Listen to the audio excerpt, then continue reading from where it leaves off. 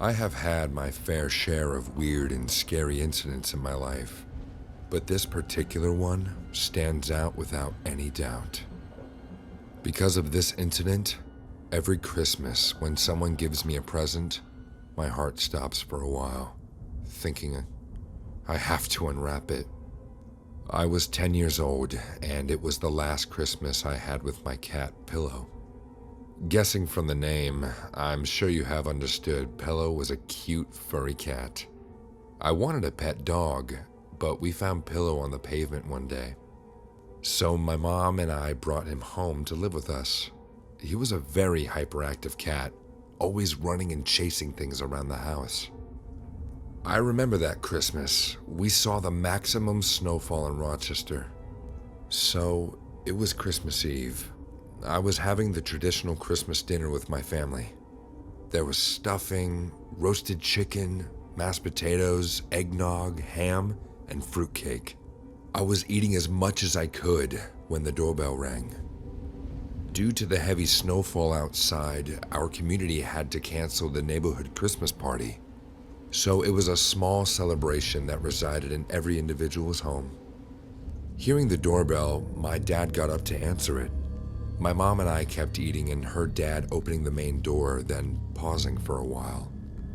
Generally, we expect a conversation once you answer a door, but that didn't happen in this case. My dad didn't say a single thing for at least a minute or two, and then he closed the door abruptly. With this awkward silence, only Pillow growled, staring at the corridor. As my dad entered the living room, I noticed he had a present in his hands, a cardboard box wrapped with a shiny red gift wrapper and a green bow tied on top. The gift looked too Christmassy to me, if you get my meaning. My dad placed the box right in front of my plate and said, "Someone left you a Christmas gift, Peter. It seems like you have a secret friend." I was surprised because I had already exchanged presents with my friends a day ago, and there was no one else left to send me gifts amidst the snowstorm. There was a name card attached to the ribbon.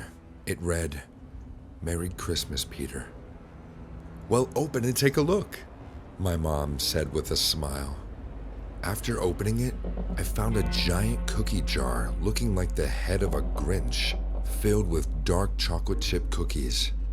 Like most of the kids, I never liked the Grinch. The weird-looking creature with his scary-ass smile always felt intimidating. The Grinch on the cookie jar had an even more disturbing smile than the movies, and its eyes were yellow with a black dot in them. The gaze was so off-putting that even my mom said, "This is an unusual gift. It looks so creepy. Who could have left it on our doorstep?" My dad replied, "I don't know. There was no one as far as I could see." She shrugged her shoulders and kept the cookie jar in the middle of the table. Even though I wouldn't say I liked it, I couldn't control myself from having a chocolate cookie. After finishing my dinner, I took a giant-sized cookie and went to bed, kissing my parents goodnight. I ate it while staring at the snowfall outside my window. I was shocked at how delicious this cookie was. The chocolate chips almost melted inside my mouth. Being happy and thankful for all the gifts, I got under my warm blanket for a night of deep sleep. I woke up feeling thirsty. Finding the jug empty, I got up to go to the kitchen. I was still in a state of drowsiness as I woke up abruptly. I was about to take the first step down the stairs when I saw a human figure sitting at the bottom of the stairs in a frog-like position and staring at me. I don't think I will ever forget the eyes. It was a pair of glowing yellow eyes on a filthy green face. It was the Grinch gazing at me. I almost shit my pants. Realizing this and what happened next happened so quickly, I still fail to explain it adequately. The Grinch gave me a big, toothy smile and slowly stood up. I began to shake in fear, and before I could do anything, the Grinch figure started to climb the stairs at full speed, stretching his hands towards me. I screamed and ran towards my parents' bedroom. I could hear heavy footsteps rushing at me. As I bumped into their room, my parents woke up hearing the chaos. "What's going on?" "What happened, Peter?" He was behind me. He was real." I told my parents everything I experienced a few moments back and hugged my mom, sobbing aloud. My mom patted my back and my dad searched the entire house to assure me it was all a bad dream, a mere hallucination that tricked my mind. No one believed me as usual, and the matter escalated further. From that night, I started to avoid the Grinch head. I didn't eat one more cookie from that jar, so my mom gave it to the neighbor kids whenever they came over to play with me. A week went by, and the cookies were gone, leaving that empty jar resting on our table. I asked my mom if we could get rid of it, as it has no use now. She realized I was still scared. "Okay, take this and put it in the garage." I grabbed it immediately and ran to keep it in the garage, shoving it into a rusty shelf in the corner. I was coming back when I noticed a big cut on the palm of my right hand. Something sharp cut me deep, and I was bleeding, but I didn't even realize. Drops of blood got smeared on the Grinch face, making it look even scarier than before. I didn't say anything to anyone and ignored it. I was relieved that now I wouldn't have to see that ugly thing walking around the house. Nothing happened that night. The following day, I was helping my dad set up the fireplace when my eyes went to the table accidentally, and it was back where it was. The Grinch cookie jar was sitting in the middle of the table and staring at me as it did. "Who put it here? Mom! Mom!" "Why are you shouting, Peter? What's the matter?" I pointed at the jar and she stood there, completely clueless. "I didn't keep it there." "David, is it you? You know your son has a bad dream." Saying this, my mom picked it up and threw it in the trash. My dad said that he had nothing to do with this sudden incident. I believed him. Slowly but gradually, I started to understand this cookie jar was cursed. I watched my dad empty our trash in the bin outside that night. I was finally at peace that this jar would be gone in the morning. Only if I knew what horrible nightmare awaited me. I was sleeping in my room when I heard footsteps outside. I came out and saw my mom walking down the stairs in an unsettling way. Her long hair was dangling in the air, and her white nightgown swept the floor like a broom. Every step she took appeared a bit robotic to me. I followed her, and as we came downstairs, she stopped. I went in front of her and saw her face was extremely pale, and her eyes were closed. This was the first time I saw my mom sleepwalk. "Mom? Mom?" She then opened her eyes and looked at me. Her eyeballs looked the same as the Grinch on the cookie jar. She smiled terrifyingly and said, "Merry Christmas, Peter." She then grabbed her head with both hands and twisted it in one go. The crackling sound of her bones breaking still ring in my ears. What was beyond horrifying was even though her head had turned back completely, she still kept standing there. The smile on my mom's face didn't feel like her at all. Pillow jumped on her as she stretched her hands at me, and whatever was inside her did the same thing to Pillow as she did to herself a few moments back. Pillow whined in pain, and then got silenced forever. I screamed and fainted on the floor. When I woke up, I found myself lying on the hospital bed with my dad sitting next to me. He was in tears, and I knew why. I knew my mom was no more. Pillow was no more. And it's all because of that cursed cookie jar. But what he told me shocked me like hell. My dad came down hearing my scream and found my mom laying on the edge of the stairs with her neck broken like a twig. Pillow was also found near her, dead. Somehow his neck got broken too. Doctors and cops think my mom fell down the stairs during a sleepwalking episode and somehow landed on my cat that accidentally killed it as well.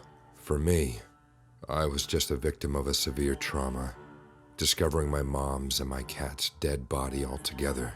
The cookie jar went missing right after these deaths.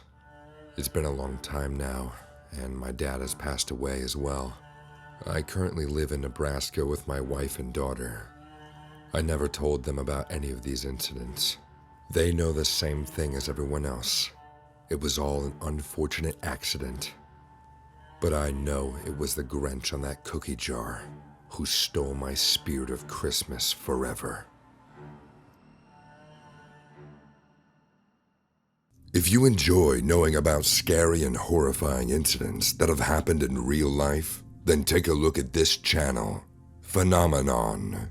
They cover the most unusual stories around the world involving creepy rituals, true crime stories, bizarre occurrences, and even conspiracy theories. Subscribe to Phenomenon and watch spine-chilling content. The link is in the description below. Wake up, Charlie, wake up! My brother Noah constantly kept pushing me to get up. What is it? Let me sleep. It's Christmas! Wake up! I understood he was not going to let me sleep anymore. Reluctantly, I came out from the warm blanket and looked out the window. The world outside my window was covered with a crystal white snow. Christmas is indeed the time of joy. Noah stood beside me with a big smile. I smiled back and said, "Merry Christmas." He hugged me while giggling sweetly. We came downstairs and saw Mom decorating the Christmas tree. "You two up already? Merry Christmas, my babies." Noah started running around the house, and I asked Mom, "Will Dad join us today?" The light of joy in my mom's face wore off immediately. "I don't think that will be a good idea." "What happened last night, Mom?" "What do you mean, Charlie?" "I heard you and Dad fight last night." Mom hesitated for a while. I could see a cloud of pain turning her face pale. She said in a calm but hopeless voice, "You're a big boy now, Charlie. There's something I better tell you. Your dad and I will no longer be together. I'll let you know more once Nana comes." "Nana's coming here?" "Yes. She will come tonight, and tomorrow we will leave for Jacksonville to live with your uncle for a while." Amidst the joy of holidays, I realized my parents would get a divorce. Even though I could feel the tension, I couldn't grasp why they decided to split up. Being an 11-year-old, all I could think is that once you grow up, reality hits you hard. My mom requested me not to mention any of this to Noah. I wasn't going to anyway.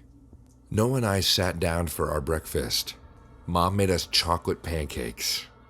"Mom, what are we gonna do tonight?" Noah asked enthusiastically. "Well, you will be playing with your brother while I go to the airport to get Nana, and then we will go for a trip." "And Dad?" Yeah, he will join later." "Yeah, this is gonna be the best Christmas ever." "Yes, sweetie." I was very much aware that Dad wouldn't be spending Christmas with us. He might be with his friends, preparing himself to get through this divorce. What made me angry was that he didn't even say goodbye to us or see us before leaving. Thinking all this and burning in my own rage, I spent the entire day killing people in video games. Noah was busy with Mom hanging Christmas balls on the tree. I felt both didn't care that Dad was not home on this special day with us for a moment. I finally decided to ignore all that and talk to my dad when I saw him. Around 6:30, my mom left for the airport to pick up Nana, and it was just my little brother in the house and me. It wasn't the first time we were home alone. We live in a close neighborhood, so it was safe. Noah came and started bugging me to play with him, just when our doorbell rang. I went to the main door and looked through the eye hole. A man dressed as Santa was standing on the other side. His clothes were pretty dirty, and the long Santa beard had stains on it. Without opening the door, I asked, "What do you want?" "I'm Santa. I came here with gifts for you." "Dad, is that you?" "Ho, ho, ho, ho, ho. Seems like you caught me, Charlie." Being excited and enthralled with joy, I opened the door and hugged him tightly. My dad hugged me back. I could hear Noah yelling, "Dad! Dad! You're home!" "Where were you the entire day, Dad?" "I went to get some gifts for you guys." "What did you bring for me?" "It's a big surprise." My dad stepped in and took off his Santa hat. His hair was all messed up, and I could see a weird look in his eyes. What even shocked me more was his careless behavior towards a difficult situation. He fought with Mom, then didn't come home the entire day, but he behaved like everything was fine. He took out 2 gift boxes and handed them to Noah and me. Noah immediately rushed to his room to get the paper knife to open his present. Taking that window of opportunity, I asked Dad, "What happened to you and Mom? She said you won't be living with us from now." "What else did your mom say?" She said we would live with Uncle Jim for a while. Nana is coming here tonight. Mom went to the airport to pick her up." "Well, everything is going to be just fine. Don't worry. Dad is here, and he is going to solve the problem tonight." "So you guys won't get a divorce?" "Of course not, Charlie. I love your mom, and I'll prove that tonight." Noah came running before I could talk about this more. "I got a toy gun. What did you get, Charlie?" "Not now, Noah. But Dad, Mom said..." "Oh, Charlie, you worry so much. Let's forget about all this and enjoy our own until Mom comes back. Come on, who's up for a game of hide and seek, huh?" Me! My dad laughed, and Noah started to pull me to start this game of hide and seek. Even though I was baffled, I decided to put on a happy face and play a stupid game for the sake of my little brother's happiness. I was all ready to ask Mom and Dad what the hell was going on when she returned home. My dad faced the wall and started counting. 1, 2, 3, 4. But remember, you both can't hide in the same place. I hid in my closet, and Noah hid under his bed. I waited for Dad to find me soon, but 5 minutes went by, and I didn't hear him enter my room. I still waited, sitting inside the closet. 15 minutes went by, and he still didn't come looking for me. I couldn't sit back anymore, so I went out of the closet screaming, "Dad, are we still playing?" But I didn't get any reply. I expected to hear Noah yelling as I ruined the game, but he didn't make a sound either. I went to his room and looked under his bed. Noah was not there. Thinking he and Dad might be chilling in the living room, I walked past the corridor and stopped. My eyes went to the floor first. The entire wooden floor was smeared with fresh blood. Its solid metallic smell choked my voice, and I lifted my face. My dad was standing near the Christmas tree, humming a melody and decorating the Christmas tree. "Dad, what's..." "Oh, there you are. How does the tree look now, Charlie?" What I saw swept the ground beneath my feet. Severed body parts that once belonged to my little brother Noah hung like bells from our Christmas tree. My dad laughed and said, "I told you Daddy would solve all the problems." "What have you done?" "I solved the problem, Charlie. Look, Noah was the problem. He's not your little brother. He's not even my son. He's my brother's son, with whom your mom slept with in my absence.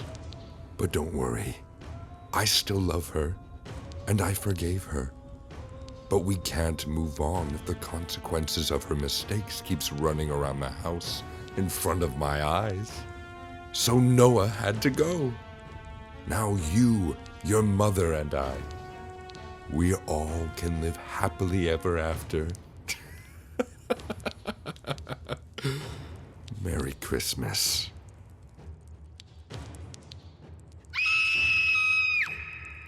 Have a holly jolly Christmas. It's the best time of the year. I don't know if there'll be snow, but have a cup of cheer.